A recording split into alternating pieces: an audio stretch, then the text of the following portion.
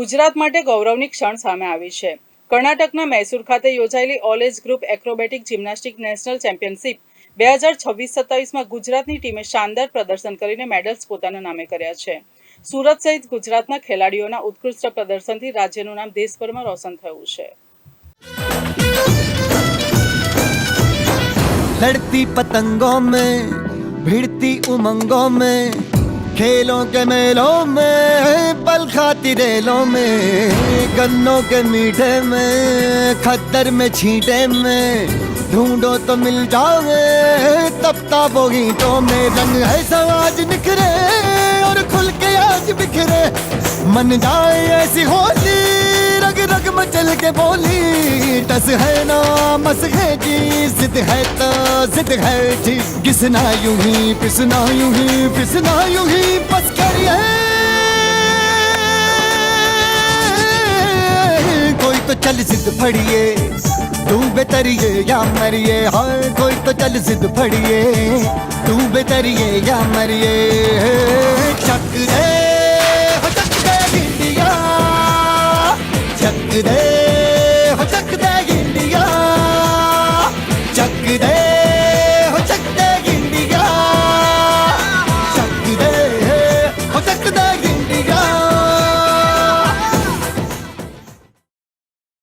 1 થી 3 ઓગસ્ટ 2026 દરમિયાન કર્ણાટકના મૈસૂરમાં યોજાયેલી all age group acrobatic gymnastic national championship 2026-27માં ગુજરાતના ખેલાડીઓએ પોતાના દમદાર પ્રદર્શનથી સૌનું ધ્યાન ખેંચ્યું છે।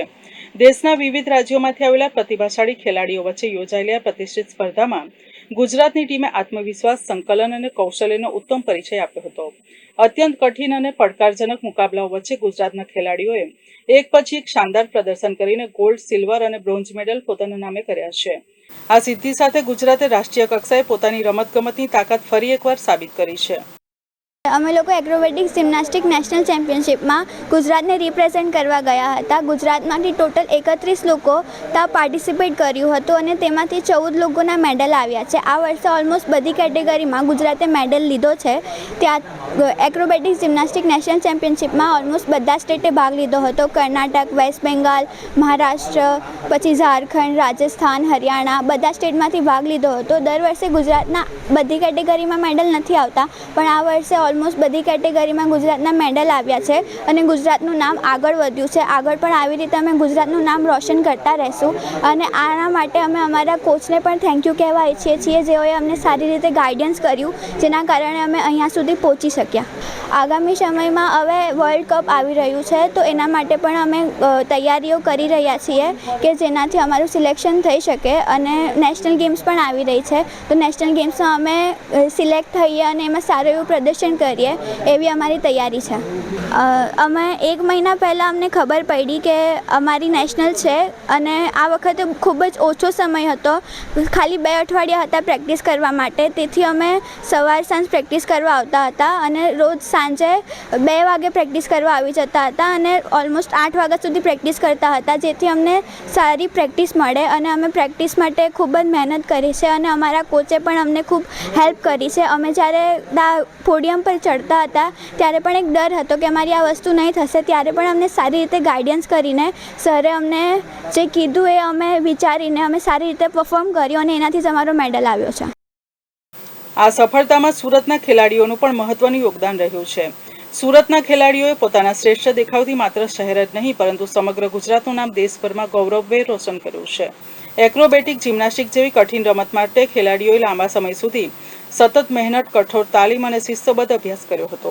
આ જ મહેનતનું પરિણામ આજે રાષ્ટ્રીય સ્તરે મળેલા ગોલ્ડ, સિલ્વર અને બ્રોન્ઝ મેડલના રૂપમાં જોવા મળી રહ્યું છે। मैं છેલ્લા 5 વર્ષથી જિમ્નાસ્ટિકમાં પ્રેક્ટિસ કરી રહ્યો છું। આ વખતે જિમ્નાસ્ટિક ફેડરેશનની નેશનલ રમવા મેં કર્ણાટકા મૈસૂર ગયેલો। ત્યાં મારો બેલેન્સ એક્સરસાઇઝમાં ગોલ્ડ મેડલ આવેલો હતો। મારી આ ગોલ્ડ મેડલ પાછળ જે મહેનત છે એ મારા કોચ દ્વારા કરાયેલી છે। મારી સામે ટીમ આવેલી એ બધા હતા મહારાષ્ટ્ર, કર્ણાટકા, વેસ્ટ બંગાળ, હરિયાણા અને બીજા બધા સ્ટેટના હતા।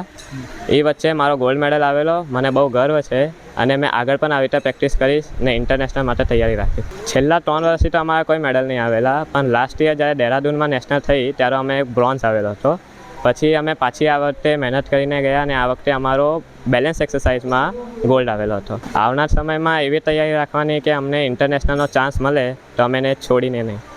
ખેલાડીઓની અવિરત મહેનત, તેમના માતા પિતાનો સહયોગ અને કોચના અસરકારક માર્ગદર્શનના કારણે ગુજરાતની ટીમ આ ઐતિહાસિક સિદ્ધિ હાંસલ કરવામાં સફળ રહી છે.